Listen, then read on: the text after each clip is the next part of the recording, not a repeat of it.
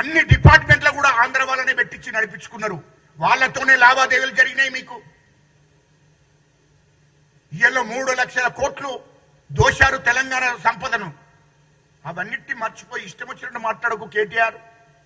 ఇయ్యలో 42% కులగణన చేసి 42% బీసీలకు క్యాబినెట్ సమావేశం పెట్టి క్యాబినెట్ లో తీర్మానం చేశారు. క్యాబినెట్ ఆమోదం పొందింది. ఆర్డినెన్స్ తీసుకొచ్చారు, గవర్నర్ కు పంపారు. మరి మీరు ఏనాడన్న 10 ఏళ్ల బీసీల గురించి మాట్లాడినరా కేటీఆర్? బీసీల గురించి ఒక్క రోజన్నా 10 ఏళ్లలో మాట్లాడారా? ఎస్సీల గురించి మాట్లాడారా? ఎస్టీల గురించి మాట్లాడారా?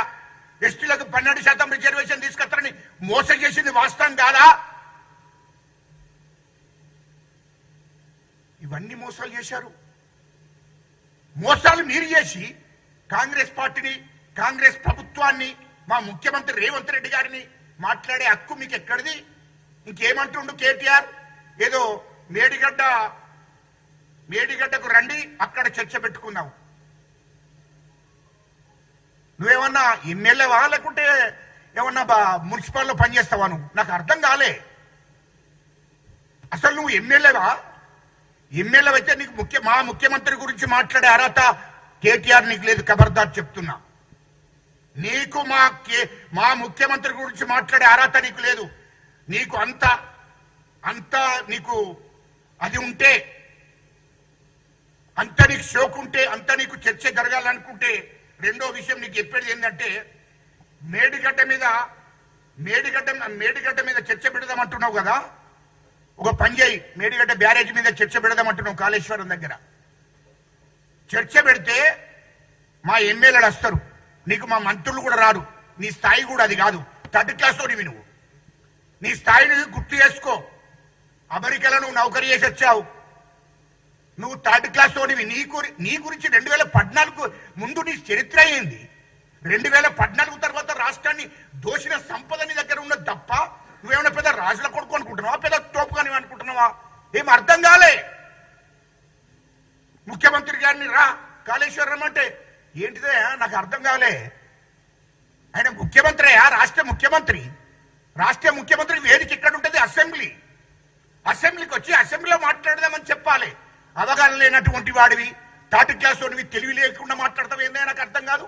ఏమున్నా సోమది కూడా ప్రెస్ కాన్ఫరెన్స్ అంటావు, లేదంటే మేడిగడ్డ బ్యారేజ్ కాడ మాట్లాడుకుందామంటావు. నీకు అంత షోక్ ఉంది కదా. మేడిగడ్డ బ్యారేజ్ కాడికి మా ఎమ్మెల్యేలు వస్తారు. కరీంనగర్ జిల్లాలో మా ఎమ్మెల్యేలు ఉన్నారు. మా మంత్రి కూడా రాడు. కవంపల్లి సత్యనారాయణ గారు, మా మేడిపల్లి సత్యము, మా ఎమ్మెల్సీ దయాకర్ గారికి నీకన్నా ఎక్కువ తెలివి ఉన్నది. అడ్డంకి దయాకర్ గారు వీళ్ళు వస్తారు చర్చకు. మేడిగడ్డకే డేట్ ఫిక్స్ చేసి చెప్పు మీడియా ముందట. తర్వాత రైతులు వస్తారు. తర్వాత నీటిపారుదల శాఖ అధికారులు వస్తారు. వాళ్ళతో చర్చ పెట్టు. మా ముఖ్యమంత్రి ఎందుకయ్యా నువ్వు? 3rd క్లాస్ వాడివి, నీకెందుకయ్యా మా ముఖ్యమంత్రి? నీకు మా ఒక్క ఎమ్మెల్సీ సరిపోతుంది, అర్ధంకి దయాకర్ సరిపోతుంది. నీకు ఎందుకయ్యా? వేరే వాళ్ళు ఎందుకయ్యా బాబు? అర్ధంగి దయాకర్ సరిపోతుంది అంటున్నా. నీకు ఓ ఎమ్మెల్యేలు కావాలంటావు. నీ స్థాయి కావాలి కదా, మళ్ళీ ఎమ్మెల్యేలు కూడా కావాలంటున్నావు కదా.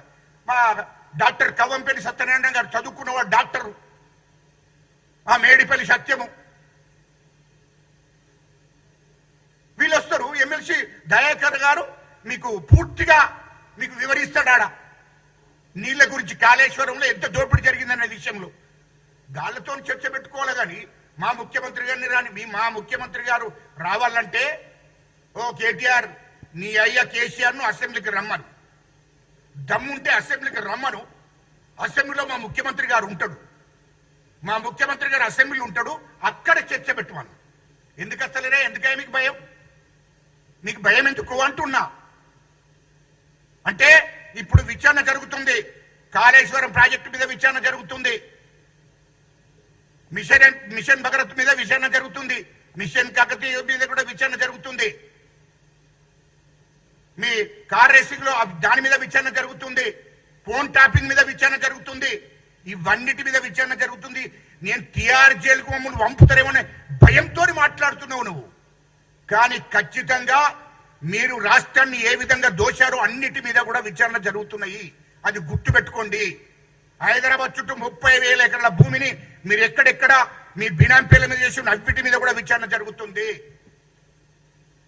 ఇవన్నిటి మీద విచారణ జరుగుతుంటే భయంతో ఇష్టం వచ్చినట్టు మాట్లాడుతున్నావు. ప్రతిదీ చర్చ పెట్టుకుంది. చర్చ ఎక్కడ పెడతావా? నువ్వు అసెంబ్లీ, నువ్వు ఎమ్మెల్యేవేమో కదా, నువ్వు చదువుకున్నోనివేమో కదా, తెలివి లేకుండా మాట్లాడతావు, మత్స్యంతం లేకుండా మాట్లాడతావు. నువ్వు ఇట్లనే మాట్లాడితే నిన్ను ఎర్రగడ్డకు పంపవలసి వస్తుంది. ఎర్రగడ్డకు ఈడ్చుకో. ఏమైనా పిసగడ్డలు వేసిందా మరి ఏందో? మాట్లాడే ముందు ఆలోచన చేసి మాట్లాడాలి. ఇయలో బీసీలకు 42% రిజర్వేషన్, 100కు 100%. మా రాహుల్ గాంధీ గారు మాటిచ్చారు, మా మల్లికార్జున్ గారు మాటిచ్చాడు. ఖచ్చితంగా కులగణన జరిగింది. ఖచ్చితంగా 42% రిజర్వేషన్ అమలు చేసి చూపిస్తాం. ఇవాళ తెలంగాణ రాష్ట్రం ఇచ్చింది కాంగ్రెస్ పార్టీ. ఇవాళ ఏబిసిడి వర్గీకరణ 30 ఏళ్ల పోరాటం, ఏబిసిడి వర్గీకరణ చేసింది మా కాంగ్రెస్ ప్రభుత్వం. ఇవాళ బీసీలకు 42% రిజర్వేషన్లు ఖచ్చితంగా అమలు జరుగుతాయి. ఎన్నడన్నా మీ ప్రభుత్వం ఉన్నప్పుడు ఈ బీసీలు, ఎస్సీలు, ఎస్టీల గురించి మాట్లాడి రావే మీరు? ఎన్నడన్నా? మొత్తం దళితులను విభజించి పాలించారు. 10 ఏళ్లలో బీసీలను విభజించి పాలించారు. అసలు ఎవరా నాకు అర్థం కాలే. ఈటల రాజేందర్ ఒక బీసీని మీరు ఏం చేసిరే? మీ పార్టీలు ఉంటే తెలంగాణ ఉద్యమంలో కీలక పాత్ర వహించిండు ఆనాడు. టీఆర్ఎస్ పార్టీలో కీలక పాత్ర వహిస్తే ఏం చేసిరా మీరు?